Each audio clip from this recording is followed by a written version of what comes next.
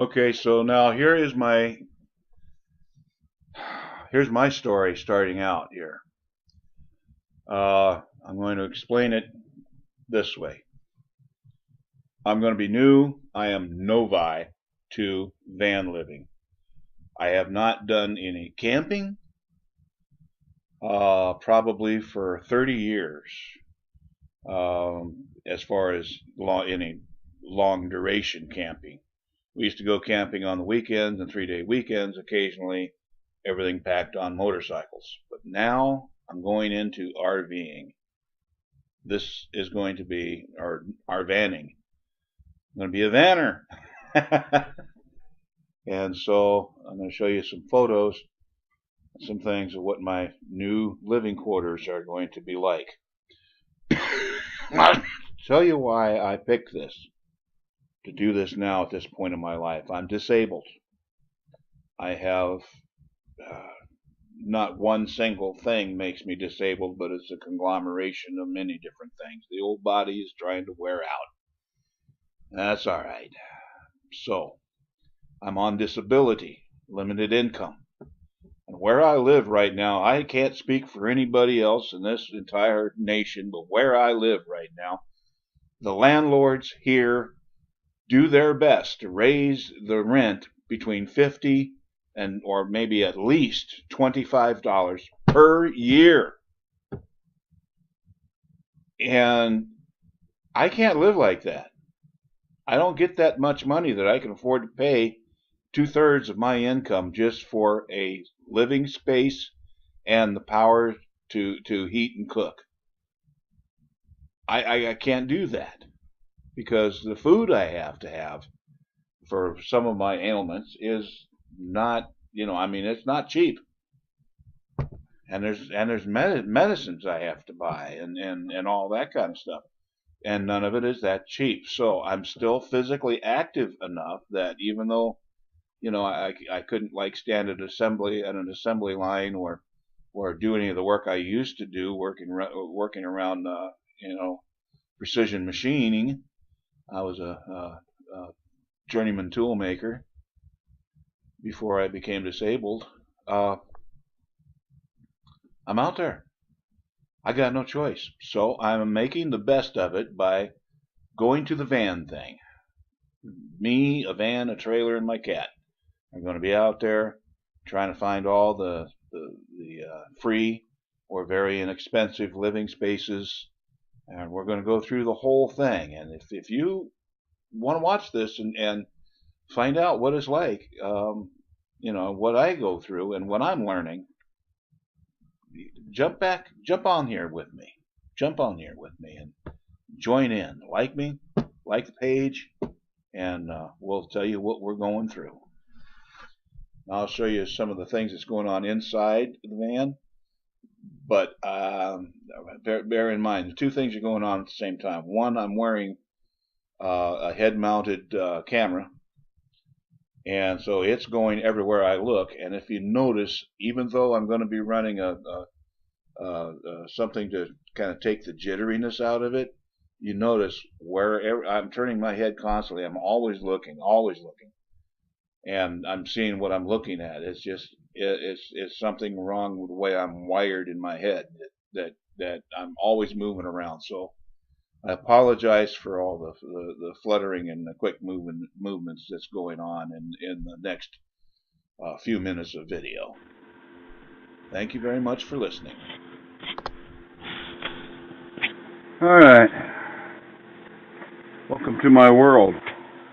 That is just up there for hanging in the way. I haven't got it figured out where I'm going to mount it at yet. Welcome to my world. I've been working on this thing most of the day already, and going in and out the door using electric power, which part of it was naturally built into this vehicle because it was an ambulance. Imagine that. Does it look like an ambulance? Well, I just call it the Beast. I named it Jerome. Jerome, as in jur, and boom. I've had her for a few years. It's been a daily driver for quite some time. Everything seems to be pretty solid on it. And you can look around, you can see where it is. I got an extra trajectory there to push towards the front. Front heater is basically non-functional. So I got extra defrosters in there. Right now, inside the front, with what little bit of solar we're getting, I'm looking at 34, 35 degrees. And it hasn't been running. That's the outdoor temperature is like 28. So I do get a little leakage yet through the doors where I had that open until just a little while ago. Back here in the back, I'm running a solid 50, 55 degrees. Just off the electric heat. I can shut that off and put the buddy heater on, and it'll toast this place up real quick. But I don't have air CO2 reclamation yet, which are going to be some candle devices for when I'm parked, and use the buddy. The candle will help dissipate CO2, and it will also take a lot of that moisture from propane combustion out of the air. And if it really gets cold,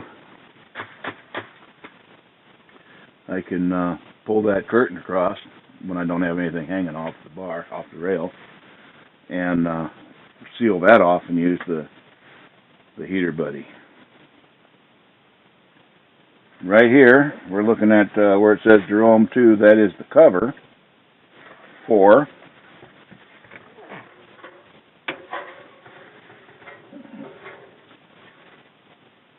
let me throw the light up over here so that you can see it a little better. Just to be sure, a 2-burner propane stove built in. I know you're saying, huh, it's facing down. Well, you see there's a stick that comes down out the bottom, and it's brace closed right there at the bottom. And that comes undone from there, and it swings out on those hinges on the backboard, boom, and becomes a cooking space. Now, I can demonstrate this very easily of how to do that. Wintertime cooking, right here.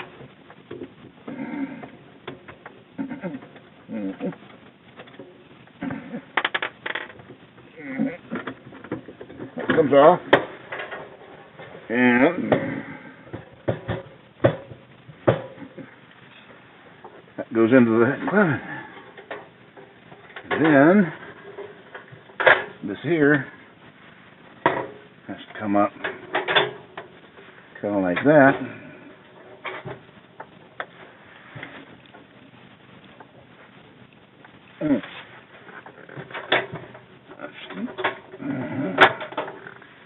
There. Move the things out of the way. Lift this up. Get the propane device. Goes in over here. Put the bottle on. And I'm cooking with gas.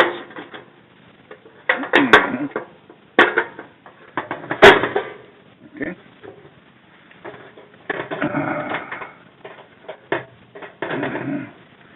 Need to come up with something better there. And I probably will. Someday. Carbini, maybe. Alright.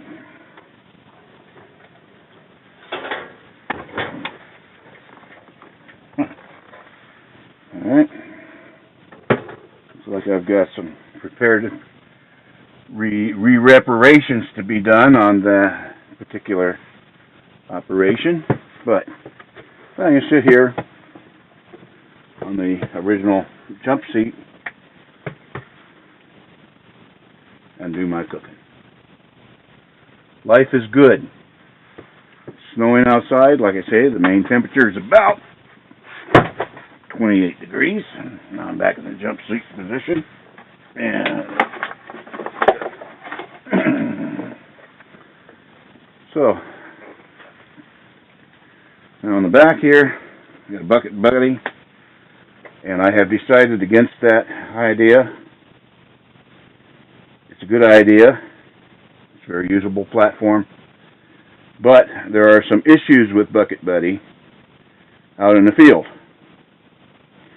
The Bucket Buddy, you can't just pull in, carry it into a place with a vaulted or cesspool dump station or roadside rest area that uses that configuration of facility, because you got a bag inside the bucket. If you don't, then you got a stinky mess after a while anyway. So that gets to be quite an issue for being on the road, going from place to place. With the other type, it's got the fluid retention and a little flusher on top, which is what I've got coming in. It's got a little chemical in it that starts to break down the materials, break down the stuff inside. You know, it's just like anywhere else. You can dump it in a dumping station at an RV park, or you could take it and you can bring it in and you can dump it in, like I said, one of those vaulted cesspool roadside rest area places that use those still on the back roads when you're camping. And if at last resort, when you're out in the field, because it's all biodegradable, you can just take and dig yourself a latrine hole and dump it into there, allow it to dry somewhat, and then throw your dirt back over it, and maybe something to solidify the top a little bit so that somebody doesn't come along and step in it before it's all finished doing what it does. So, that's a last resort issue. The one I purchased has got a 4 or 5 gallon tank on it, either a 4 or a 5 gallon tank, one or the other. I don't remember offhand. It hasn't got here yet. It was supposed to be a 2-day delivery from Amazon, and they didn't send it out for 2 days. And so, there it is. It's not going to be here for another 2 days. They sent it out today, which I thought was wonderful. I ordered it in plenty of time. It should have went out on Friday, and then it would be here today. But no, I don't have that option. Now, I am preparing this van to go somewhat off the grid. This is going to be my home, and it's going to be interesting. I haven't done this since after I first came home from Vietnam. I spent about 3.5 months living in the desert, out away from everybody, because before that, everywhere I went, I had people starting shit with me because I was a veteran. And that's kind of the way it was for me back in Phoenix. And, which eventually I changed my playground, came here to the Midwest, and was received entirely different. God bless the U.S. God bless the Midwest, I'm telling you. For that reason, at least. So it's been kind of an interesting trip doing all this, and I'm looking forward to soon getting out on the road with her A little bit more about the Beast here. The Beast is diesel powered. It's got the big heavy duty transmission in it.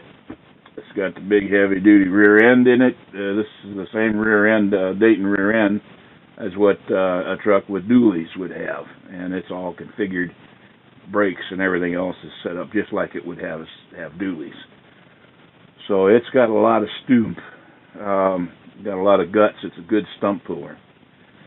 And it yanks my trailer down the road, doesn't even know it's there. I helped a guy out with his four-wheel drive the other day. And he was in a pickle and needed to get pulled off, to another location. So we just butt hooked with chain between us. I dropped it in gear and kind of eased up until the chain took up the slack, and then just let it idle, and it yanked him on down the road, to where he had to go, and backwards. And then he was having a good time trying to steer that thing going backwards with no power coming from the engine. But anyway, so I mean it's a stump puller. And it's the engine is really pretty solid. I don't have a history with the transmission. It's been with me. It seems solid, but that's the scary part about doing this. I put all new brakes on it all the way around. New master cylinder, new alternator at a great expense, 200 amp alternator, or at technically 165 amp alternator, peak 200. That's original equipment setup. And then up there in the front, I've got some ham radios set up, and back here in the back, I've got a ham radio set up that is quite useful for crossbanding when you're in some place where you can use it. And I got a CB radio, and folks, you'll usually find me if I'm on the road on 19. You will most likely find me on channel 15 lower or 38 lower. And I say 15 lower because a lot of people out there that live off the grid, some of them don't have the fancier new 40 channel radios like I do. Some of them are still running the 23 channels, and if they have sideband capacity, they can either go to 23A, which is would be up there, or 23 upper, or 15 lower, and I use 15 lower. I've got 15 watt solar charger in operation full time. I've got another solar charger under the bunk, not set up. It's just another 15 watt charger, and use them for extended vigilance. I have a generator mounted on my trailer, a propane supply mounted on my trailer. I'll have my motorcycle on my trailer, and a few other odds and ends. And pretty much I'm getting ready to go. I'll give more information as I go, and we'll be jumping out there in May. That's when all my leases and everything come up done here, where I've been parking at for the last year and a half. All right, until we meet again, this is me saying to you, yeah, till we meet again, or meet the first time. Catch me on the road. Call sign KC0 UCS.